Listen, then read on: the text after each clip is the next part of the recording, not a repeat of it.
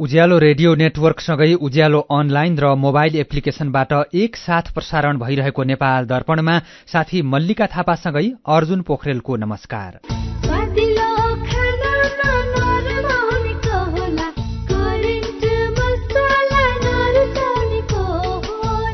नेपाल दर्पणको साथमा करेन्ट मसला र करेन्ट चिया, स्वादको झट्का। नेपाल दर्पण सुरु गरौं मुख्य खबरका शीर्षकहरूबाट। प्रतिनिधि सभाको सभामुखमा नेकपा एमालेका देवराज घिमिरे निर्वाचित, उपसभामुखको चुनाव पर्सी, लुम्बिनीका मुख्यमन्त्री गिरीलाई विश्वासको मत प्राप्त। खर्च घटाउन अर्थ मन्त्रालयद्वारा मापदण्ड जारी, बोतलको पानी निरुत्साहित गर्नेदेखि हिटर पंखा कम चलाउने सम्मका योजना। सामान आयातको लागि एलसी खोल्दा नगद मार्जिन राख्नुपर्ने व्यवस्था राष्ट्र ब्याङ्कले हटायो। नेपालका रैथाने बाली लोप हुने खतरामा, विश्वव्यापी चासो र आकर्षण भने बढ्दो, पालिका र प्रदेश सरकारको समन्वयमा संरक्षणका कार्यक्रम सञ्चालन। विगत केही समयदेखि चाहिँ देशव्यापी रूपमा हामीले स्थानीय तहहरू र प्रदेशसँग मिलेर यो रैथाने बाली प्रवर्धनको कार्यक्रम गर्दैछौँ। सेवानिवृत्त हुने समय बढाएको विरोधमा फ्रान्समा सरकारी कर्मचारीको आन्दोलन, द्रुत गतिका रेल सेवा बन्द, केही ठाउँमा बिजुली पनि कटौती। र सेना दिवसको अवसरमा सेनाले म्याराथन दौडको आयोजना गर्ने। स्टार खेलाडी मेस्सी र रोनाल्डो सम्मिलित क्लब बीच आज मैत्रीपूर्ण खेल हुँदै। खुसी कसरी खुसी हुन्छ जब बन्ने छैन कोही, आफ्नो भन्दैमा आफ्नो हुन्न सम्पर्कमा बस्या खै। सम्पर्कका लागि बलियो आधार नेपाल टेलिकम हो राष्ट्रकै सञ्चार। सम्पर्कको आधार राष्ट्रको सञ्चार, नेपाल टेलिकम राष्ट्रको सञ्चार। नेपाल टेलिकम राष्ट्रको सञ्चार। सुनिश्चित भविष्य मात्र होइन बचत, आर्थिक स्वतन्त्रता हो, आत्मविश्वास हो, आत्मा सम्मान हो, सम्पन्न जीवन हो। बचत बचत गरौँ, बचत गरौँ, बचत गरौँ, बचत गरौँ। धेरै छन् बचतका खुशीहरू, बचत गरौँ। ग्लोबल आइएमई ब्याङ्क, सबैका लागि ब्याङ्क। नेपाल दर्पणमा अब खबरको सिलसिला। प्रतिनिधि सभाको सभामुखमा नेकपा एमालेका देवराज घिमिरे निर्वाचित हुनुभएको छ। आज बसेको संसद बैठकले घिमिरेलाई सभामुखमा निर्वाचित गरेको हो। संसदमा 268 जना सांसद उपस्थित रहेकोमा 167 जनाले घिमिरेको पक्षमा मतदान गरेका छन्। 100 जनाले घिमिरेको विपक्ष अर्थात नेपाली कांग्रेसको तर्फबाट उम्मेद्वार रहनुभएकी ईश्वरी देवी नेउपानेको पक्षमा मतदान गरेका छन् भने 1 जना सांसद तटस्थ बसेका छन्। घिमिरेलाई नेकपा माओवादी केन्द्र, नेकपा एमाले, राष्ट्रिय स्वतन्त्र पार्टी, राष्ट्रिय प्रजातन्त्र पार्टी, जनता समाजवादी पार्टी र स्वतन्त्र लगायतले समर्थन गरेका छन्। सत्ता गठबन्धनबाट नेकपा एमालेका उम्मेद्वार घिमिरेलाई सभामुखमा एमालेका उपाध्यक्ष सुभाष चन्द्र नेमवाङले प्रस्ताव गर्नुभएको थियो। यस्तै उहाँको समर्थकमा नेकपा माओवादी केन्द्रका हितराज पाण्डे, राप्रपाका अध्यक्ष राजेन्द्र लिङदेन र राष्ट्रिय स्वतन्त्र पार्टीका अध्यक्ष रवि लामिछाने हुनुहुन्थ्यो। यस्तै नेपाली कांग्रेसबाट उम्मेद्वारी दिनुभएकी ईश्वरी देवी नेउपानेको प्रस्तावकमा कांग्रेसका महामन्त्री विश्वप्रकाश शर्मा र समर्थकमा नेकपा एकीकृत समाजवादी पार्टीका प्रकाश ज्वाला रहनु भएको थियो। सभामुखमा निर्वाचित घिमिरे झापाको क्षेत्र नम्बर 2 बाट निर्वाचित सांसद हुनुहुन्छ। घिमिरे यसअघि 2056 सालमा राष्ट्रिय सभाको सदस्य हुनुभएको थियो। घिमिरेलाई एमालेका अध्यक्ष केपी शर्मा ओलीका सबैभन्दा निकट मध्यका नेताको रूपमा चिनिन्छ। सभामुखमा निर्वाचित भएपछि घिमिरेले तटस्थ भएर काम गर्ने प्रतिबद्धता जनाउनु भएको छ। यो प्रजातन्त्र एउटा राम्रो सुन्दर अभ्यास भएको छ। त्यो अभ्यासले अब निर्वाचित भएको छ र सभाको प्रतिनिधित्व मैले ठिक ढङ्गबाट गरेर जाने गरी निष्पक्ष र तटस्थ भूमिकामा मेरो व्यवहारबाट भोलिबाट तपाईँहरूले देखेर जानु। विगत के भयो त्यसबाट शिक्षा लिने सम्म कुराहरू हो। यसैबीच प्रतिनिधि सभाका उपसभामुख पदको चुनाव पर्सि शनिबार हुने भएको छ। उपसभामुखको चुनावको लागि संघीय संसद सचिवालयका सचिव गोपालनाथ योगीलाई निर्वाचन अधिकृत तोकिएको छ। सत्ता गठबन्धन बीच उपसभामुख राष्ट्रिय स्वतन्त्र पार्टीलाई दिने सहमति भएको छ। यस्तै प्रधानमन्त्री पुष्पकमल दाहाल प्रचण्डले राष्ट्रपतिबारे राष्ट्रिय सहमति खोज्ने कोशिश जारी राख्ने बताउनु भएको छ।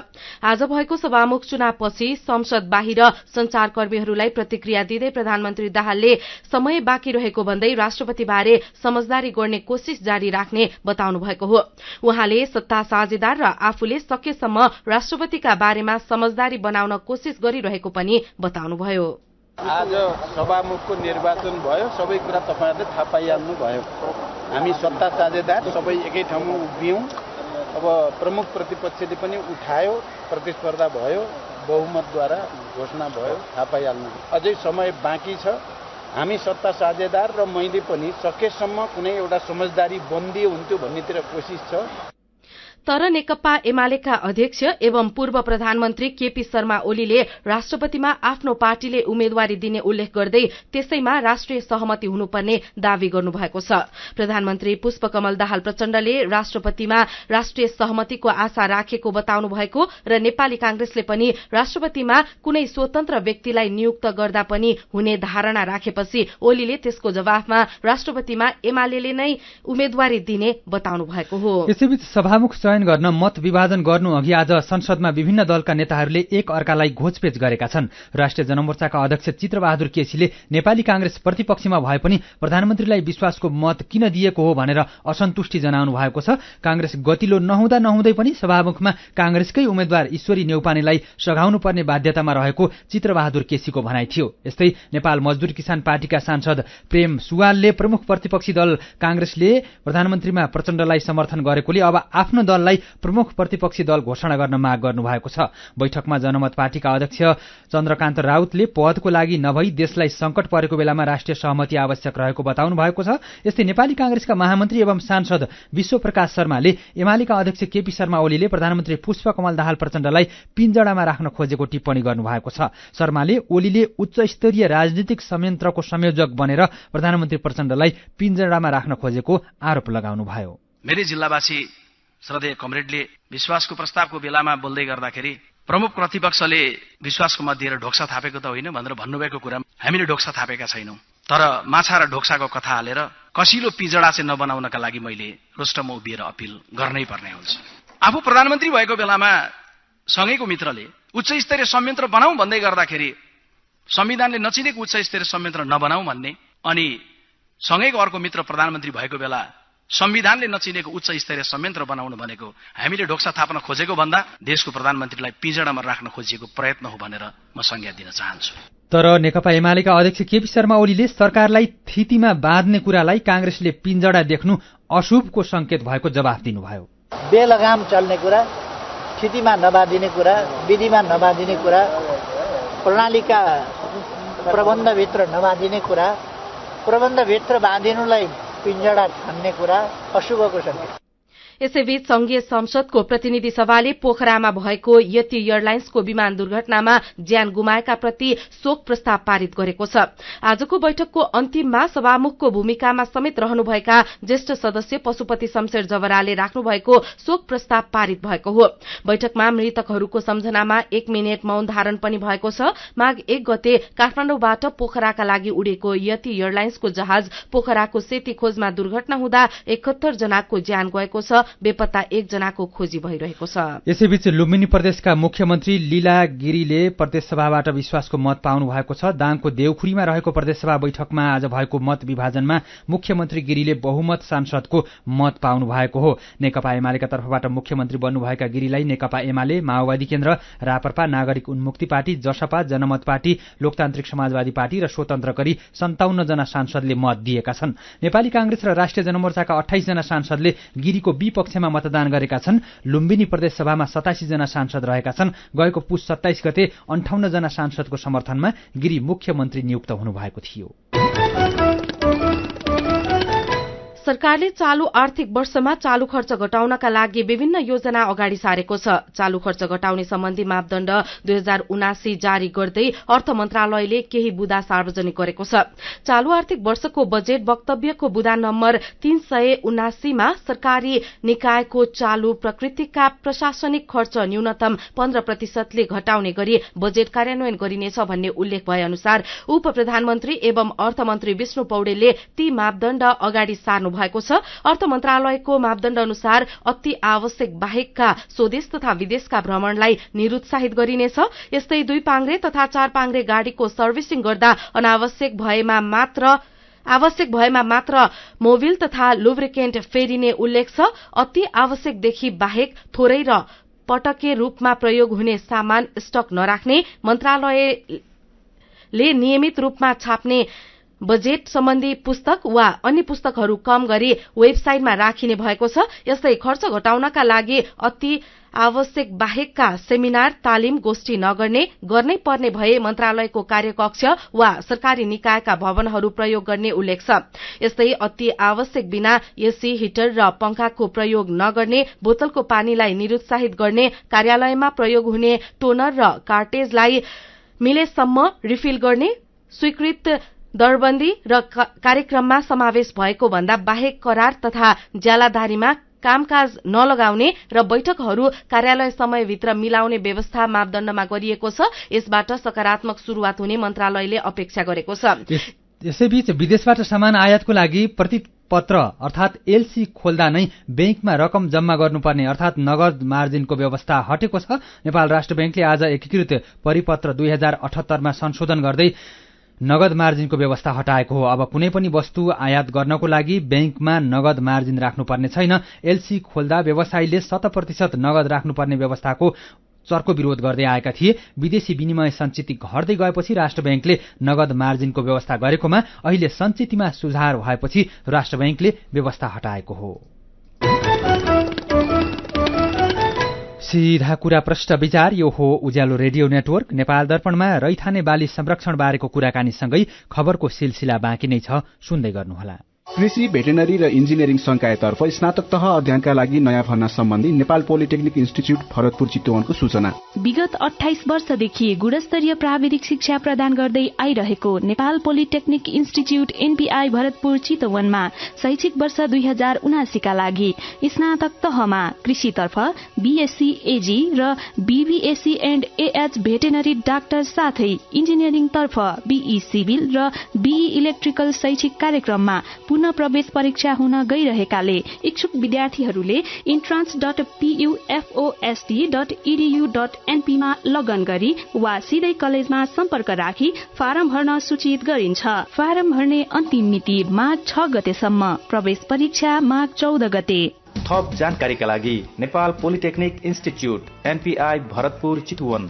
Phone number 056 596 667 421 261, mobile 98 550 60 768, 98 550 60 769। एचआईभी का बारेमा खुलेर कुरा गरौं।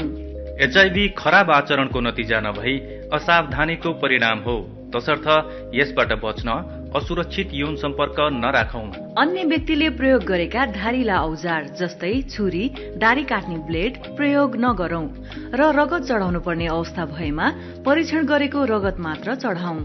संक्रमित भइसकेकालाई समयमै उपचारमा लगौं र अकालमै हुन सक्ने मृत्युबाट जोगाउँ। समयमै उपचार गर्नाले संक्रमित गर्भवती महिलाले पनि स्वस्थ बच्चा जन्माउन सक्छिन्। Nepal youth foundation, 12+ Lumbini plus र मकवानपुर महिला समूह। विदेशबाट आयामी गरेको पैसा सिधै तपाईको मोबाइलमा लिन मिल्छ। अहिलेको अवस्थामा बाहिर गएर पैसा निकाल्न त्यति सजिलो छैन। त्यसैले आफ्नो मोबाइल निकाल्नुहोस्, आईएमई पे डाउनलोड गर्नुहोस् अनि घर बसी बसी आफ्नो रकम प्राप्त गर्नुहोस्। विदेशबाट आईएमई गरेको रकम प्राप्त गर्न आफ्नो मोबाइल फोनमा आईएमई पे डाउनलोड गर्नुहोस्। अब आईएमई गरौँ, आईएमई पे मा प्राप्त गरौँ सजिलै। उज्यालो रेडियो नेटवर्कबाट प्रसारण भइरहेको नेपाल दर्पणमा तपाईंलाई फेरि स्वागत छ। यतिन्जेल हामीले प्रतिनिधि सभाको सभामुखमा नेकपा एमालेका देवराज घिमिरे निर्वाचित, लुम्बिनीका मुख्यमन्त्री गिरीलाई विश्वासको मत प्राप्त, खर्च घटाउन अर्थ मन्त्रालयद्वारा मापदण्ड जारी लगायतका खबर प्रस्तुत गर्यौं। नेपाल दर्पणमा अब बाँकी प्रसंग। अहिले रैथाने बाली संकटमा परेका छन्, तर पछिल्ला वर्ष विश्वव्यापी रूपमै रैथाने बालीमा चासो र आकर्षण बढ्दो छ। नेपालमा विगतमा राम्रो उत्पादन हुने र खाद्यान्नका रूपमा प्रयोग हुँदै आएका कोदो, फापर, जौ, चिनो कागुनो, जुनेलो लगायतका बाली अहिले लोप हुने खतरामा छन्।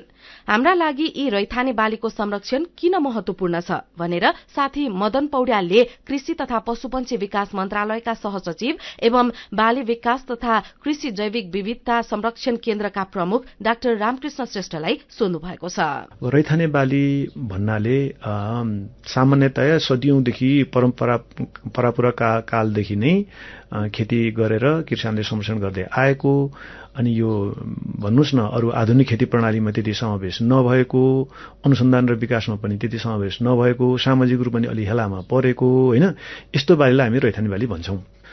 70-75% बढी हाम्रो पहाडी भूभाग छ हैन, जहाँ हामी रेनफेड अथवा हाम्रो पाखो बाली हुन्छ हैन, त्यहाँको लागि उपयुक्त छन् यी बालीहरू।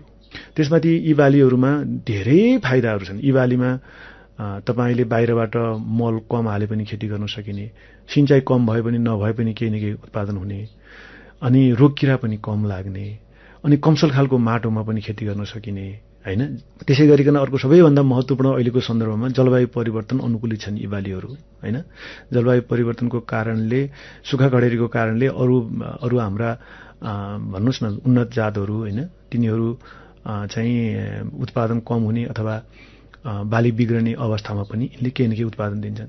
यति महत्त्व भएको त्यति मात्रै होइन, फेरि पोषणको हिसाबले यी बालीहरू एकदमै महत्त्वपूर्ण छन्। हामीलाई अहिले जुन कुपोषणको समस्या यहाँले सुन्नु भएको छ, देख्नु भएको छ, त्यो कुपोषणको समस्या समाधान गर्नको लागि पनि यी बालीहरूको ठूलो महत्त्व छ। भनेको स्वास्थ्य, मानव स्वास्थ्यका लागि पनि फाइदाजनक छन् भनेपछि फाइदाका चाहिँ बुदा तपाईँले भन्नुभयो, उत्पादनकर्तालाई चाहिँ केही प्रोत्साहन छ त?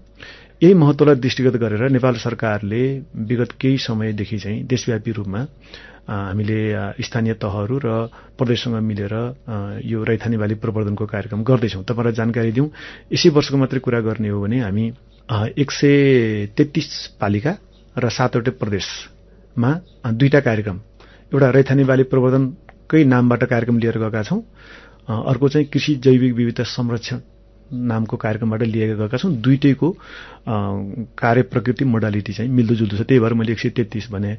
अब यो 2टा कार्यक्रमलाई यो वर्षको मात्रै कुरा गऱ्यौँ भने पनि करिब 28 करोड हाम्रो संघीय सशर्त बजेट चाहिँ हाम्रो स्थानीय तह र पालिकामा गएको छ। अहिले तपाईँ हामी चाहिँ कुराकानी गरिरहँदा माघको चाहिँ पहिलो हप्तामा हामी छौँ, तर अहिलेसम्म हिउँदे वर्षा छैन। हिमपात नहुँदाखेरि हिमालतिर उच्च भेगमा चाहिँ डाँडाकाँडा उराठ लाग्दछन्। चुनौती त अहिले पनि देखिएको छ। तपाईँले जलवायु परिवर्तन भनिरहनु भएको छ। अब यस्तो बेला अघि तपाईँले नै भनेका कुराहरूलाई कार्यान्वयन गर्न सक्ने हो भने किसानका लागि चाहिँ के लाभ हुन्छ? यो रैथाने बालीको खेती गर्यौं अथवा जैविक विविधतालाई बढावा दियौं भने यसले हामीलाई अनुकूलनको लागि पनि र अर्को चाहिँ तपाईलाई विविधता युक्त एउटा उत्पादन हुने अवसर दिएर एउटा बाली असफल भएको बेलामा पनि अर्को बालीको उत्पादन हुन दिने भयो। उहाँ हुनुहुन्थ्यो कृषि तथा पशुपन्छी विकास मन्त्रालयका सहसचिव एवं बाली विकास तथा कृषि जैविक विविधता संरक्षण केन्द्रका प्रमुख डाक्टर रामकृष्ण श्रेष्ठ। नेपाल दर्पणमा फेरि पनि खबरकै सिलसिला। आउने सोमबारदेखि देशका धेरै ठाउँमा हिउँदे वर्षा हुने भएको छ। काठमाडौँ उपत्यका सहित विभिन्न पहाड़ी क्षेत्र र तराईका धेरै ठाउँमा हिउँदे वर्षा हुने सम्भावना रहेको जल तथा मौसम पूर्वानुमान महाशाखाले जनाएको छ। यस्तै देशको उच्च पहाड़ी र हिमाली भूभागमा हिमपातको सम्भावना रहेको छ। सुदूरपश्चिम कर्णाली प्रदेश र गण्डकी प्रदेशका उच्च पहाड़ी तथा हिमाली भूभागमा हिमपातको सम्भावना रहेको मौसमविद वरुण पौडेलले बताउनुभयो। आज पनि सुदूरपश्चिम प्रदेश र कर्णाली प्रदेशको 1 वा 2 स्थानमा हल्का वर्षा र हिमपात भएको छ। नेपाल विद्युत प्राधिकरणले चालू आर्थिक वर्षको पहिलो 5 महिनामा वितरणतर्फको विद्युत चुहावटलाई घटाएर 7.5% झारेको छ। नियमित रूपमा विद्युत आपूर्ति र प्राविधिक तथा गैर प्राविधिक चुहावट नियन्त्रणको लागि सञ्चालन गरिएका अभियानबाट प्राधिकरणले गत वर्षको मङ्सिरसम्मको वितरणतर्फको सञ्चित चुहावटको तुलनामा यस वर्ष 1.5 0.74% बिन्दुले घटाएको जनाएको छ। सबैभन्दा बढी सर्लाहीको मलङ्गवा वितरण केन्द्रको 44.83% विद्युत चुहावट रहेको छ। प्राधिकरणका कार्यकारी निर्देशक कुलमान घिसिङले 7 वर्ष अघि वितरणतर्फको चुहावट झण्डै 22% रहेकोमा अहिले घटाएर 7.5%मा झार्न सफल हुनु ठूलो उपलब्धि रहेको बताउनु भएको छ। यसैबीच सोलुखुम्बुमा निर्माणाधीन 86 मेगावाट क्षमताको सोलु दूधकोशी जलविद्युत आयोजनाले यही महिनाभित्रमा विद्युत उत्पादन थाल्ने भएको छ। निजी ऊर्जा उत्पादकले निर्माण गरेको अहिलेसम्मकै तेस्रो ठूलो 86 मेगावाटको सोलु जलविद्युत आयोजनाको टर्बाइनको परीक्षण भएको छ। अब केही दिनमा लाइन परीक्षण गरिने आयोजनाले जनाएको छ। स्याङ्जाको वालिङमा फुटबल प्रतियोगिता भइरहेको मैदानमा 81 हेलिकप्टर अवतरण भएपछि तनाव भएको छ। वालिङ गोल्ड कप फुटबल प्रतियोगिताको दोस्रो सेमिफाइनलको एभिनियर एफसी क्यामरून र वालिङ एफसी जुनियर बीच प्रतिस्पर्धा भइरहेको अवस्थामा 81 प्रभु कम्पनीको हेलिकप्टर अवतरण भएको हो। धुलो उडाउँदै हेलिकप्टर अवतरण भएपछि खेल केही बेर रोकिएको थियो। खेल नै रोकिने गरी जानकारी बिना हेलिकप्टर अवतरण गराएको भन्दै समर्थक र आयोजकले आक्रोश व्यक्त गरेका छन्। केही समर्थकले पाइलट र यात्रुलाई हातपात गरेपछि प्रहरीले हस्तक्षेप गरेको छ। प्रहरीको सुरक्षापछि केही बेरमा हेलिकप्टर उडेको स्याङ्जाका प्रहरी नायब उपरीक्षक रविन्द्र खनालले उज्यालोलाई जानकारी दिनुभयो। नेपाल दर्पणमा मेरो पनि भन्नु छ सँगै खबरको सिलसिला बाँकी नै छ, सुन्दै गर्नुहोला। विगत 22 वर्षदेखि कृषि र भेटेरिनरी शिक्षाको अर्को नाम Himalayan college of agricultural sciences and technology हिकास। दक्षिण एसियाकै सार्वजनिक निजी साझेदारीमा सञ्चालित पहिलो विशुद्ध कृषि तथा भेटेरिनरी कलेज दक्ष तथा अनुभवी प्राध्यापकहरूद्वारा अध्यापन गराइने, हरेक वर्ष सर्वोत्कृष्ट नतिजा ल्याउन सफल स्नातकोत्तर तह समेत अध्यापन हुने यस हिकास्ट कलेजमा बीएससी अनर्स एग्रिकल्चर र BVSc and AH veterinary doctor स्नातक तहमा केही कोटा खाली भएकोले इच्छुक विद्यार्थीले entrance.pufost.edu.np मा लगइन गरी वा सिधै कलेजमा सम्पर्क राखी फारम भर्न सूचित गरिन्छ। फारम भर्ने अन्तिम मिति माघ 6 गते, नियमित दस्तुर र दोब्बर दस्तुर तिरेर माघ 9 गतेसम्म। सम्पर्क Himalayan college of agricultural sciences and technology HICAST Kirtipur Kathmandu. Phone 015961 mobile 9843 49 92 61 9840 051 550। Website www.hicast.edu.np। मेरा छोराछोरीको सपना अन्तर्राष्ट्रिय स्तरको उच्च शिक्षा। म पनि यस्तै चाहन्छु। मलाई विश्वास छ हाम्रो सपना र चाहनालाई पूरा गर्छ नेपाल जापान सेवा सेन्टरले। हजुर, उच्च शिक्षाको लागि जापानको जुनसुकै सिटीमा अध्ययन गर्न र जापानिज भाषा सिक्नको लागि हामी तपाईको साथमा छौं। सम्पर्क Nepal Japan Sewa centre, Nagpokhari Kathmandu. Phone number 4428 242 4428 242। Come once, you will certainly be benefited. थोरै बचत धेरै कायदा, बीमाका छन् फाइदै फाइदा। सरकारी स्वामित्व र बीमाको क्षेत्रमा विश्वसनीय नाम राष्ट्रिय बीमा संस्थान। जीवन बीमाका लागि आजै राष्ट्रिय बीमा संस्थान रामशाहपथ काठमाडौँ वा नजिकैको शाखामा सम्पर्क गरौं।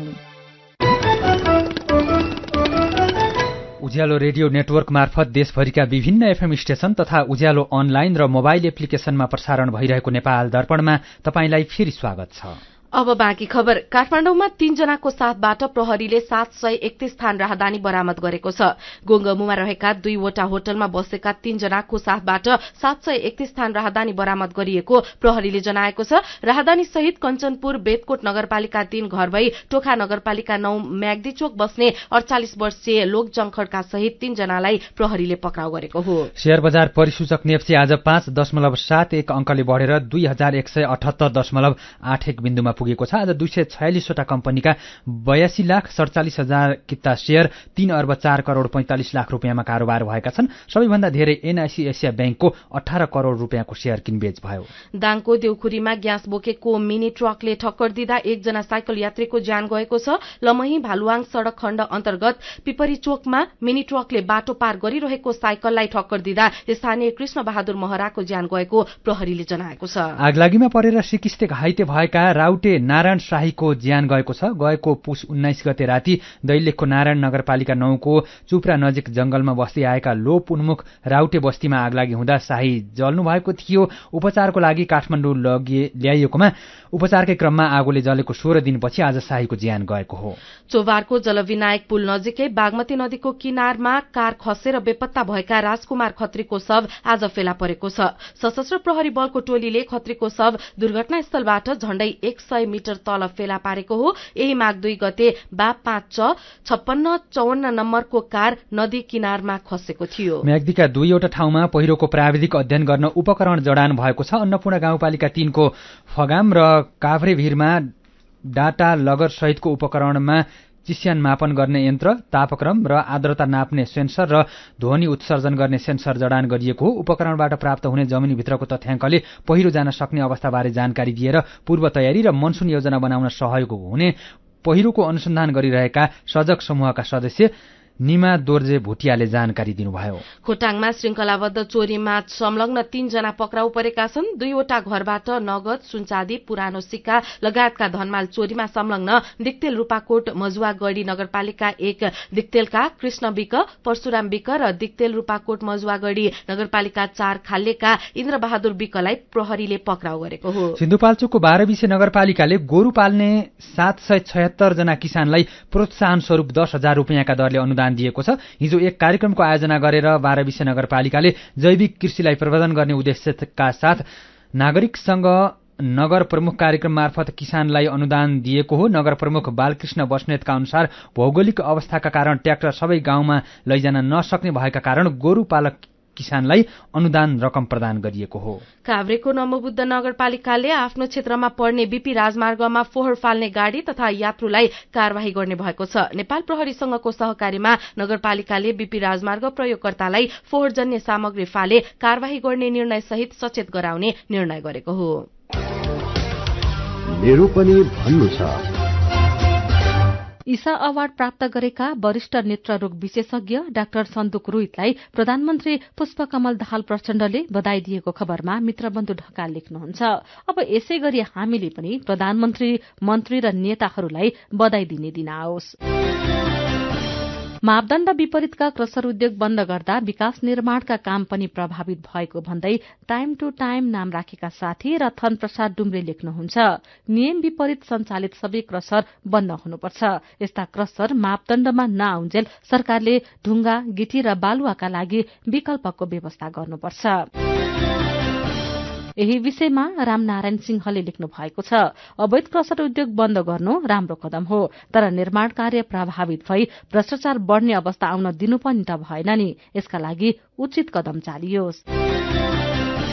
अनि सरकारले उखुको समर्थन मूल्य तोकेको खबरमा माधव नाम राखेका साथीको टिप्पणी छ। उखुको मूल्य तोकेर मात्र के गर्नु, किसानले वर्षौंसम्म पनि भुक्तानी पाउँदैनन्। विचारका लागि तपाईंलाई धन्यवाद। मेरो पनि भन्नु छ। मेरो पनि भन्नु छ प्रस्तुत गर्दै हुनुहुन्थ्यो साथी दीपा तिमल सिन्हा। अब विदेशका खबर। अर्मेनियामा सेनाको ब्यारेकमा आगलागी हुँदा कम्तीमा 15 जना सैनिकको ज्यान गएको छ। अर्मेनियाको रक्षा मन्त्रालयले रुसको समाचार संस्था तासलाई दिएको जानकारी अनुसार आगलागीबाट 15 जना सैनिकको घटनास्थलमै ज्यान गएको हो। 3 जना गम्भीर घाइते भएका खबरमा उल्लेख छ। सेनाको इन्जिनियरिङ विभागको एक भवनमा आगलागी भएको हो। आगलागीबाट 104 वर्ग मिटरमा फैलिएको एक विशाल भवन पूर्ण रूपमा जलेर ध्वस्त भएको छ। घटनालाई लिएर सरकारले दोस्रो तहका सैनिक कमाण्डरलाई बर्खास्त गरेको छ। सेवाबाट निवृत्त हुने समय परिवर्तन गर्ने फ्रान्स सरकारको योजनाको विरूद्धमा सरकारी कर्मचारीले आन्दोलन थालेका छन्। सरकारी निर्णयको विरोधमा कर्मचारीले आज द्रुत गतिका रेल सेवा बन्द गराएका छन् भने केही ठाउँमा विद्युत सेवा समेत बन्द गराएका छन्। देशव्यापी यो हड़ताललाई राष्ट्रपति इमानुएल मैक्रोको परीक्षाको रूपमा हेरिएको अन्तर्राष्ट्रिय संचार माध्यमले जनाएका छन्। प्रस्तावित नयाँ नियम अनुसार निवृत्तिभरण पाउन अब धेरै समय काम गर्नुपर्नेछ। सरकारले अनिवार्य अवकाशमा जाने विद्यमान 62 वर्षको उमेरलाई बढ़ाएर 64 वर्ष कायम गरेको छ। राष्ट्रपति मैक्रोले भने विद्यमान प्रणालीमा देखिएका समस्या समाधान गर्न प्रस्ताव गरिएको बताउनु भएको छ। नयाँ निवृत्ति भरण प्रणालीबारे गरिएको एक सर्वेक्षणले पनि अधिकांश फ्रान्सेली नागरिक त्यसको विरोधमा रहेका देखाएको छ। अब खेल खबर। सेना दिवस तथा महाशिवरात्रिको अवसरमा नेपाली सेनाले म्याराथन दौडको आयोजना गर्ने भएको छ। प्रधान सेनापति खुला म्याराथन प्रतियोगिता माघको 28 गते नेपाली सैनिक शारीरिक तालिम तथा खेलकुद केन्द्रमा हुने सेनाले जनाएको छ। प्रतियोगितामा खुला म्याराथनतर्फ भने पुरुषतर्फको मात्रै हुनेछ। हाफ म्याराथनमा महिला र पुरुष दुवै विधा समावेश गरिएको सेनाले पत्रकार सम्मेलन गरेर जानकारी दिएको छ। म्याराथनको विजेताले 3 लाख रुपियाँ, दोस्रो हुनेले 2 लाख, तेस्रो हुनेले 1 लाख र चौथो हुनेले 50,000 रुपियाँ पुरस्कार प्राप्त गर्नेछन्। स्टार खेलाडी लियोनल मेस्सी र क्रिस्टियानो रोनाल्डो सम्मिलित क्लब बीच आज मैत्रीपूर्ण खेल हुँदैछ। फ्रान्सेली club Paris Saint Germain PSG र साउदी अल स्टार 11 बीच नेपाली समय अनुसार आज राति पौने 11 बजे खेल हुनेछ। यो खेल रियादको किग फाहद रंगशालामा हुनेछ। मेस्सी र रोनाल्डो 2 वर्षपछि एक अर्कासँग खेल्दैछन्। रोनाल्डो अहिले साउदी क्लब अल नासरमा अनुबन्धित भएका छन्। मेस्सीको कप्तानीमा अर्जेन्टिनाले कतारमा भएको विश्वकप जितेको थियो। र इङ्ग्लिस प्रिमियर लिग फुटबलमा आज म्यान्चेस्टर सिटी र टोटनह्याम खेल्दैछन्। खेल राति पौने 2 बजे सुरु हुनेछ। लीगको अङ्क तालिकामा म्यान्चेस्टर सिटी 18 खेलमा 39 अङ्कसहित दोस्रो स्थानमा रहेको छ। टोटनह्याम 19 खेलमा 33 अङ्कका साथ 5औं स्थानमा रहेको छ। खेल खबरसँगै हामी नेपाल दर्पणको अन्त्यमा आइपुगेका छौं। आजका मुख्य खबरका शीर्षकहरू फेरि एकपटक। प्रतिनिधि सभाको सभामुखमा नेकपा एमालेका देवराज घिमिरे निर्वाचित। उपसभामुखको चुनाव पर्सी। लुम्बिनीका मुख्यमन्त्री गिरीलाई विश्वासको मत प्राप्त।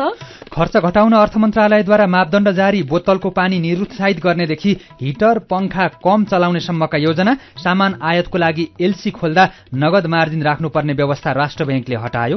नेपालका रैथाने बाली लोप हुने खतरामा। विश्वव्यापी चासो र आकर्षण भने बढ्दो। पालिका र प्रदेश सरकारको समन्वयमा संरक्षणका कार्यक्रम सञ्चालन। सेवानिवृत्त हुने समय बढाएको विरोधमा फ्रान्समा सरकारी कर्मचारीको आन्दोलन। द्रुत गतिका रेल सेवा बन्द। केही ठाउँमा बिजुली पनि कटौती। र सेना दिवसको अवसरमा सेनाले म्याराथन दौडको आयोजना गर्ने। स्टार खेलाडी मेस्सी र रोनाल्डो सम्मिलित क्लब बीच आज मैत्रीपूर्ण खेल हुँदै। आजको नेपाल दर्पण सकिएको छ। प्राविधिक साथी सरोज थापासँगै हामी मल्लिका थापा र अर्जुन पोखरेल पनि विदा हुन्छौं। उज्यालोको मोबाइल एप्लिकेशन र अनलाइनमा प्रसारण भइरहेका सामग्री भाइबरमा पनि उपलब्ध छन्। जाडोको समय छ। पर्याप्त मात्रामा तातो र झोलिलो खानेकुरा खाने गरौं। नमस्कार।